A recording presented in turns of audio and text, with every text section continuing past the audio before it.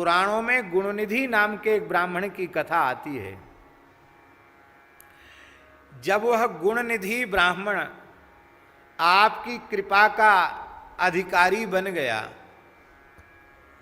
तो आपकी कृपा का अधिकारी ये दुर्गुण निधि नहीं बन सकता है। ध्यान में ही बात देखो, नाम तो इस ब्राह्मण का गुणनिधि था। नाम क्या था? गुणनिधि। और बिल्कुल लक्षण उल्टे थे। ये गुणनिधि ब्राह्मण दुर्गुणों का खजाना था।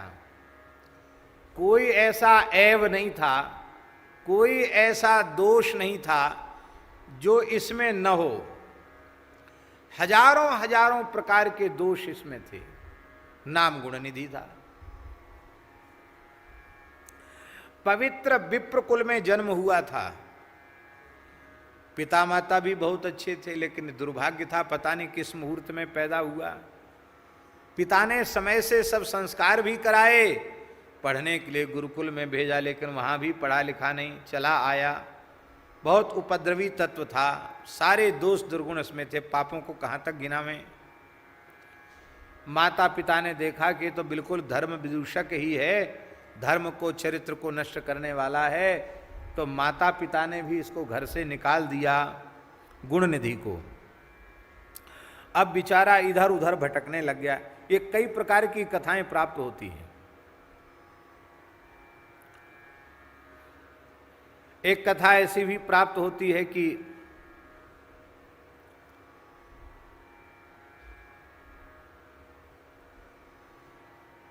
ये चोरी का कहीं उपाय नहीं लगा, तो ये गुणनिधि शिवजी के मंदिर में ही चोरी करने चला गया। सोने का घंटा किसी ने चढ़ाया था, तो कैसे भी मंदिर में चला गया और महाराज शिवलिंग पर चढ़ कर के ही घंटा उतारने लग गया। पुजारियों ने देख लिया, डंडों से पिटाई की, मर गया। तो शंकर जी ने उसको शिवलोक दे दिया। बोले इसने अपने आप को ही चढ़ा दिया मेरे ऊपर, जाओ शिवलोक चले जाओ। ऐसी भी कथा एक है। दूसरी कथा ये है कि ये गुणनिधि उज्जैन का रहने वाला ब्राह्मण था, और ये भगवान महाकाल के मंदिर में पार्षदिया था। पार्षदिया जानते हो ना, पार्षद धोने वाला, अमनिया करने वाला। पर बहुत ध्यान से सुने, कई बार भगवान की सेवा करने वाला व्यक्ति, उसमें कोई दोष दुर्गुण ना हो, ऐसा नहीं है। भगवान महाकाल का पार्षदिया, सेवा करने वाला, और तमाम दोषों की खान था, वो खजाना था। उसका स्वयं का जीवन बहुत पवित्र और व्यवस्थित जीवन नहीं था। एक दिन भगवान महाकाल का सुंदर श्रृंगार हुआ, रत्नों से श्रृंगार हुआ, और श्रृंगार के बाद फिर रात्रि में शयन आरती हुई। शयन आरती के बाद वे सब दिव्य रत्नों से जटित आभूषण वो उतारे गए। शयन के समय उतार दिया जाता ना, शयन के समय सारे आभूषण उतारे गए। अब वहीं मंदिर के गर्भगृह में समय समय से सब बदलता रहता है, निर्माण तो बदलते ही रहता है कि नहीं। तो उस जमाने में एक तिजोरी मंदिर के भीतर ही रखी गई थी। उस तिजोरी में वे बहुमूल्य आभूषण रखे जाते थे, और चाबी को पुजारी छिपाकर रखते थे। यह इतने दिनों से इसी तलाश में था कि पता चले कि चाबी कहाँ रखी जाती है। एक दिन इसको भेद मालूम पड़ गया कि चाबी कहाँ है। तो बस अब तो इसने सबके चले जाने के बाद चाबी उस स्थान से उठा ली, और उठा करके मंदिर को खोला। मंदिर को खोला, वहाँ कोई मंदिर में चौकी भीतर थी नहीं। अब वो एक कोने में ऊंचाई के ऊपर तिजोरी, वो तो फिक्स थी, फिट थी। तिजोरी तो बहुत वजनदार होती, उसको उठा के हिलाया भी नहीं जा सकता है, चाबी से खोला जा सकता है। अब कोई चौकी भी नहीं थी, कैसे उस तिजोरी को खोले। तो ये गुणनिधि भगवान महाकाल की पिंडी पर ही चढ़ गया, शिवलिंग पर ही चढ़ करके ऐसा टेढ़ा होकर के उसने चाबी से उसको खोलने का विचार किया, प्रयास किया, लेकिन महाराज पैर फिसला और पैर फिसलते ही, पूरा पाषाण का तो मंदिर है ही है, ताला तो खुल नहीं पाया, पैर फिसला और माथा बड़ी जोर से टकराया, और टकराया माथा, वहीं माथा फट गया और प्राणांत हो गया। तो भगवान शंकर ने उस गुण निधि के दोष नहीं देखे कि मेरा पारखदिया होता हुआ और ये इस दुष्ट अभिप्राय से भीतर घुसा और मेरे ऊपर पैर रख दिए, इसको नरक जाना चाहिए। नहीं, उसको आपने अपने शिवलोक को प्रदान कर दिया। तो महाराज, उस गुण निधि के ऊपर जब आप कृपा कर सकते हैं तो क्या इस दीनहीन तुलसीदास पर कृपा आप नहीं कर सकते हैं? ये भाव है। और एक पुराण एक कथा शिव पुराण में हमने पढ़ी है, अभी जो पथमेड़ा में कथा हुई थी ना शिव पुराण की, उसमें ये कथा आई थी। आप लोगों को ध्यान हो तो आप लोगों ने सुना होगा, तो उसमें ये कथा आई थी।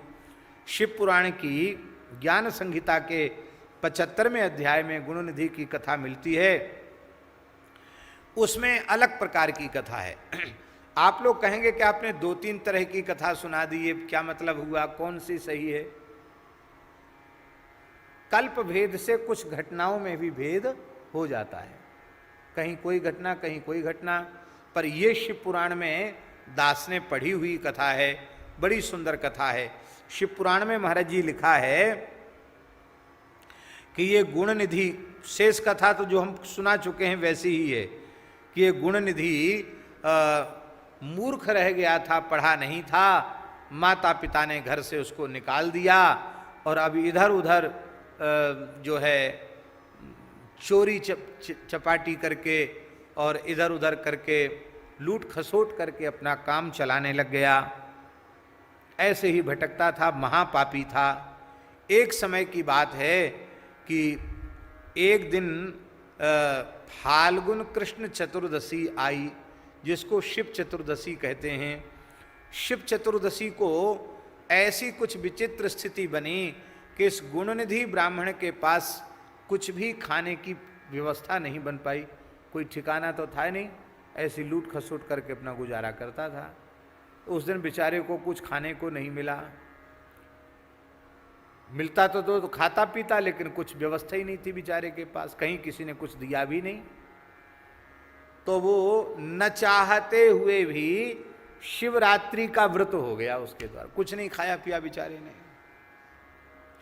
अब रात्रि का समय था, मन में सोचने लग गया कि यहाँ शंकर जी की पूजा के लिए लोग इकट्ठे भये हैं, 4 प्रहर की पूजा होगी और इस पूजा में ही कुछ प्रसाद शायद मिल जाएगा, इसी से मैं अपनी क्षुधा को, अपनी भूख को शांत करूँगा।